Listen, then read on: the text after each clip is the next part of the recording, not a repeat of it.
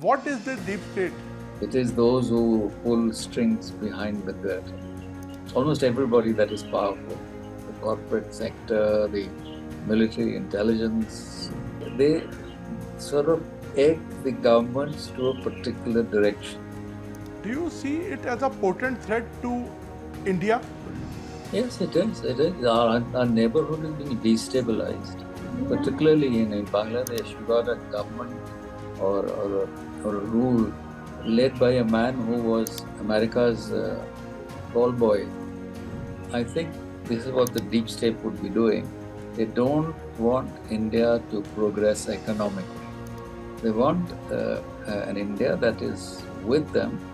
It does not have any nationalistic interests.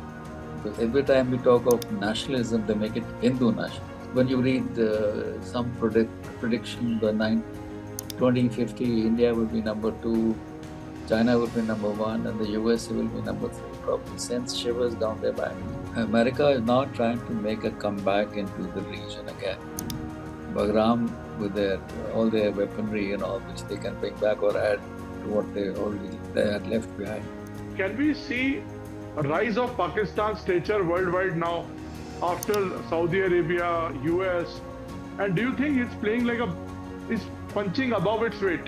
Kahan wo aur kahan hum? What do you make of Mr. Munir? He's an Islamic jihadist general, yaar. He is a jihadi. Sir, we are also seeing some simmering discontent in Balochistan. There is a problem. That's a huge problem for them. They're probably looking for protection from the Americans by giving, थाली में ले गया था ना अपने rare earth दिखाने. You can spend 20 years trying to find rare earth, you may not find it. It's so rare. I want to talk about cricket also. What we saw recently, a guy running with the trophy. Have you ever seen that? And what is It's hilarious. It's never happened anywhere in the world. So that's what you've got as a neighbor.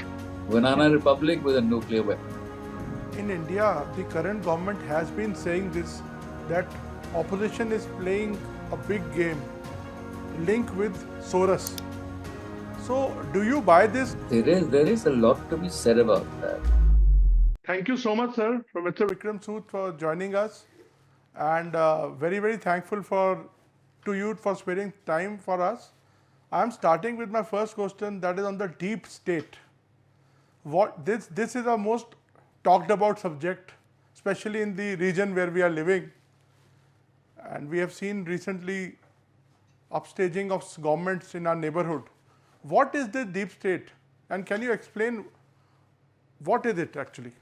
Actually, this is a term which was first invented, or shall I say used, was in Turkey, where the intelligence chief, the military and the army chief had an car accident in which they also had the drug dealer with them, with all his money, drugs and weapons. They all died. And so the connotation that this is how the deep state functions in close collaboration with each other. But I think the meaning has evolved over time. It is those who pull strings behind the curtain, and it includes almost everybody that is powerful, the corporate sector, the military intelligence, and they sort of egg the governments to a particular direction. And they have, in America, for instance, if you really want to take an example, it's not just the White House or the Congress that decides. It is also the company that is, say, producing an armament in a particular state, Lockheed Martin, who has his congressman in his pocket. And he, along with others, pushes the government for a particular kind of action, which allows them to sell the weapon. Or in other cases, how to handle Israel, how to handle Pakistan, how to handle India. They're all part of a game to control events as they want it, as they would benefit from it. And you have very, very powerful think tanks like the Council on Foreign Relations. And it is something you become a member by invitation, not by applying. So it has all categories of it. If you see a chart of the Congress on Foreign Relations, maybe someday I can send it to you. It has almost everybody that matters except Donald Trump. He's not a member of that. So, and it's a very exclusive upper strata set of, and they're also known as the Wall Street's State Department. So you get what I mean. This is how they operate at the behind the curtains, making wars, stopping wars, selling a particular item, or not selling it. It's all a matter of markets, profits, and control. Sir, earlier we saw in Bangladesh, our elected government is dislodged. Now we saw in Nepal the Gen Z movement. Do you see it as a potent threat to India? Yes, it is. It is. Our neighborhood is being destabilized, and particularly in Bangladesh, you got a government or a rule led by a man who was America's ball boy for a long time, and now he's sitting there, not even the president, just there as the head of the interim government, and he is now controlled by the Islamists who have no love lost for the Indians and the Hindus. So that's where the spark lies. And what about the Gen Z movement which we saw next door in Nepal? I am not too sure whether it was totally started by the Americans, but these movements have a tendency to get after some time get led by somebody. If you remember, the Arab Spring started on its own, then suddenly you found a chap called Wahed Gomail, sitting somewhere in the UAE on Twitter. He was giving guidance and support, and the people were acting on his guidelines. When the Arab Spring in Egypt ended, Mr. Gomez upped and away, then he went back to America. So, is there a link? You had this American counselor who also was involved in destabilizing governments elsewhere, who was visiting, I forget his name, Donald Liu, I think, who came to Bangladesh. Before that, he had gone to, he had also, I think, gone to Ukraine, and things turned around upside down. So there is a connection, but you can't pin it down. You can't write it. This A and B is equal to AB, but it's there. The fear or the belief remains. कि हुआ है कुछ न किसी ने कराया है. Sir, in India, the current government has been saying this, that opposition is playing a big game in link with Soros. So, do you buy this, sir, that opposition is trying to destabilize playing along with American based Soros? There is a lot to be said about that. The way the statements are made, the way Soros himself has been talking about us, the way they assist NGOs here, and then you have political statements being made by our political opposition, which seem to suggest a coalition between them and those people outside. I'm sure the agencies concerned would know, but on sitting outside, I would think there is a connection. There is a connection. Do you think this can be a big potential threat for Indian stability? An internal threat is always greater than the outside threat. But sir, coming to our neighborhood again, Pakistan is now sharing a very good relationship with America again.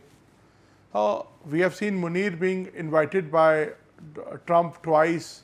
We are seeing kind of a bonhomie which used to be there 30 years back or 25 years back.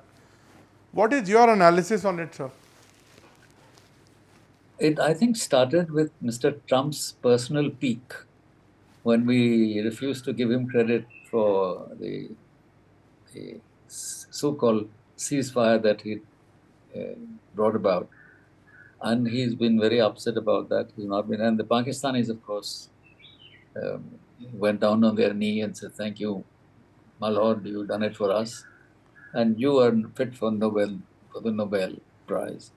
So there's a contrast, and here's a man with an outside ego who wants it to be settled, and then he does not want. I think this is what the deep state would be doing.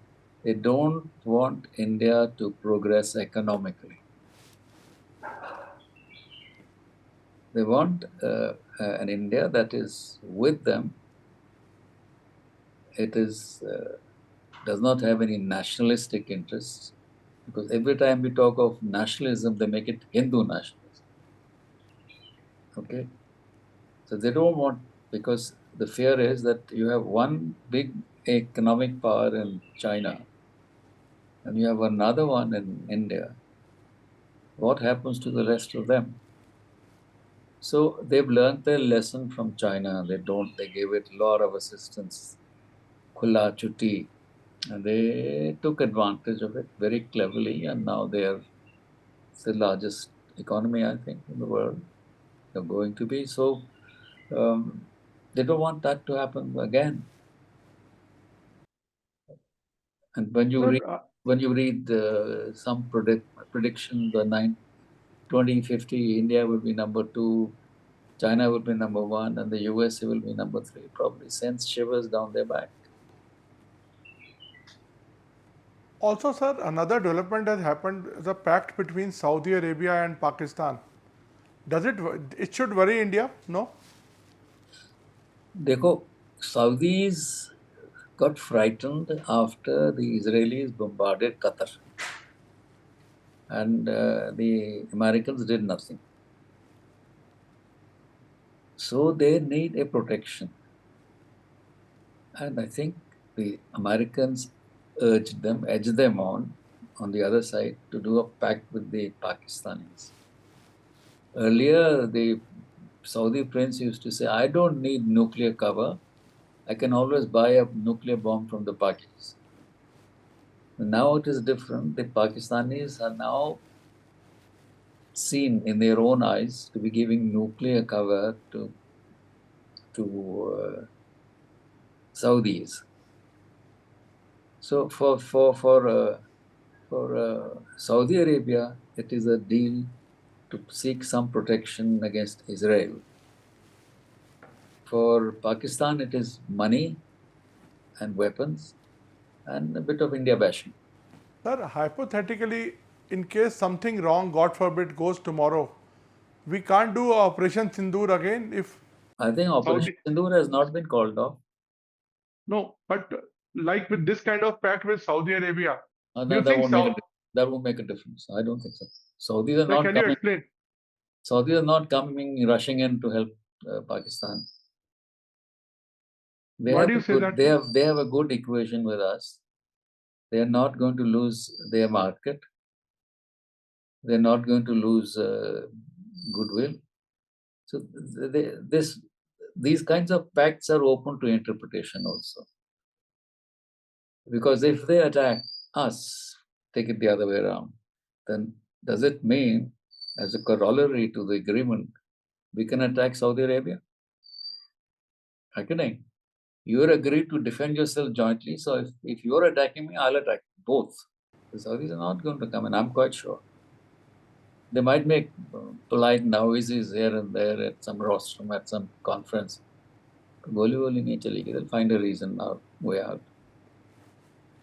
Sir, coming back to America, this now H-1B fees is hiked.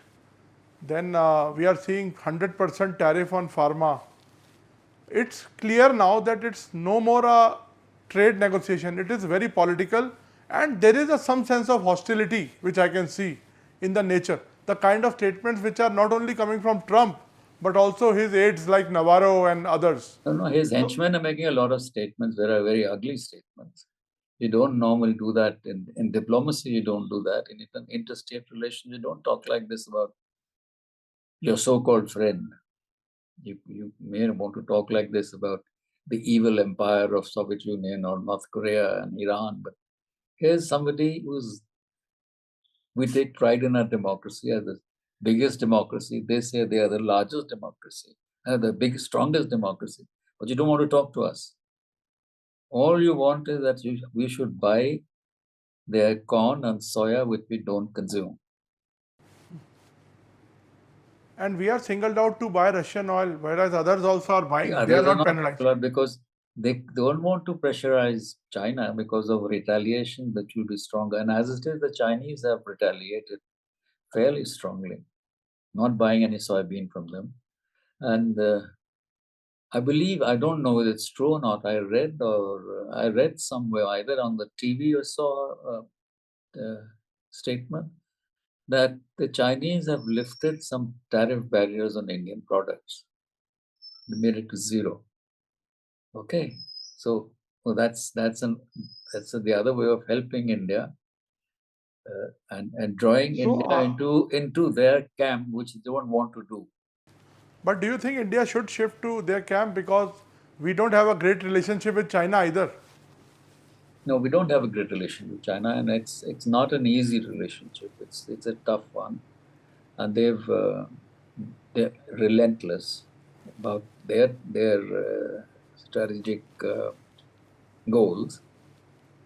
So we have to find a modus vivendi to deal with each other, and the Chinese also know that you can't be alone in these kinds of things.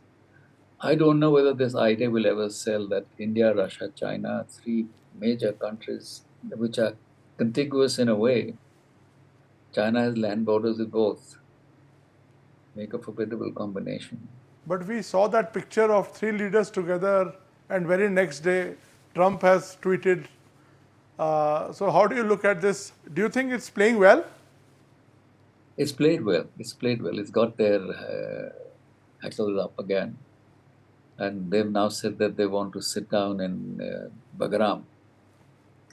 That's the thing we have to watch. Because America is now trying to make a comeback into the region again. Bagram, with all their weaponry and all, which they can bring back or add to what they had left behind. How much, I don't know how much remains there. It sort of leads you into Pakistan, leads you into Central Asia, leads you into China, leads you into Iran. So they want to play games there now. Sir, you are RAW Chief, so you know Pakistan inside out. So can we see a rise of Pakistan's stature worldwide now after Saudi Arabia, US, and do you think it's playing is punching above its weight? How do you define status? No, but suddenly we are saying let's examine. I mean, what is your GDP? What is your economic growth? How much? I mean, our Karachi stock, the Bombay Stock Exchange could buy off Karachi Stock Exchange. They used to say that Adani and Ambani could buy off the entire Karachi Stock Exchange. Now that's the level. कहाँ वो और कहाँ हम? थोड़ा उनको आने दीजिए, but it's all right. They're not, but their attitude is not going to change. That is another thing. They may become better off, so be it. It doesn't matter to us. It's probably more satisfying feeling that they won't come running to us, stay where they are. But if they're not going to catch up with us, they're not going to defeat us. So let them have a little slice of the cake. It's all right. Sir, we are also seeing some simmering discontent in Balochistan, Pakistan-occupied Kashmir. How do you look at these developments, sir, of late? I think Balochistan is a long problem. It's been there for almost day one. Previously, they had only the Maliks and the Sardars leading it, and not led by the middle class, the lower middle class never had a role. Now it's become middle class. All the Sardars have gone, and therefore it is more dangerous because you got an educated lot of people who are moving around, and the movement is serious, far more serious than I remember seeing it ever for the last 20 years. So there is a problem. That's a huge problem for them. They're probably looking for protection from the Americans by giving, थाली में ले गया था ना वो अपने rare earth दिखाने, हाँ? So you can spend 20 years trying to find rare earth, you may not find it. It's so rare. So let them try and find that out. You'll get some money out of it, and some money will get transferred to Cayman Islands and other places. Some money will get transferred to Geneva and Zurich, London. So they'll have a happy life. That is the level at which they operate normally. And what about POK, sir? POK has, I'm not too sure whether it is with us or just against the government. There can be two kinds of disputes. You're fed up with the government. Doesn't mean you're going to join India. But we have seen a lot of statements from the current leadership about getting back POK. Yeah. Well, that's a nice statement to make. But don't you think that we have capability to do that? No, we're not saying we're going to overrun them. We're saying they should join us. One day they will join us. I think that's my impression. Nobody in authority has said that we're going to take in our troops and go in there. Opposition, not the opposition, members of parliament, other people say we should take it back. So, bolna chahiye. Sir, what do you make of Mr. Munir? He's an Islamic jihadist general, yaar. He's like many of them. He is a jihadi. You must have heard his speeches. Yes, that's what. So, do you think that India, Hindus and Muslims cannot live together? We are jihadis. Can you imagine an Indian general talking like this? Never. Because ours are professional officers. They are ideological officers. And their ideology is to rule. And the definition of victory and defeat is different. If they go into battle, there are 100 people and 90 die, but they capture some territory, it's victory. But if it is the other way around, then it's not a victory.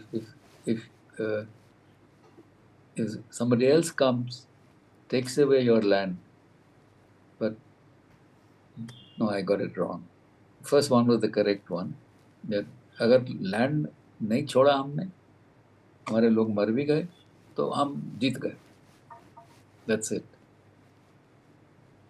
So, do you see some trouble in relationship between India and Pakistan in coming days because of this kind of mentality? I can't say it will come, but there's never, you can never presume that it will not happen again. You can never presume that it will happen. You have to go by the assumption that they are there, they will create mischief. At last, I want to talk about cricket also. What we saw recently, a guy running with the trophy. Have you ever seen that? And what is It's hilarious. It's hilarious. And now he says, I'll give it to you if you come and take it from my hands. Okay. So have you, sir, ever imagined this happening in any of the tournaments? It'll never happen anywhere in the world. That's a banana republic. That's a banana republic reaction. So that's what you've got as a neighbor. Banana republic with a nuclear weapon. Right. Thank you so much for talking to us, sir. And I will connect with you again sometime, maybe later. As and when you like. As and when you like. Thank you so much, sir. Thank you.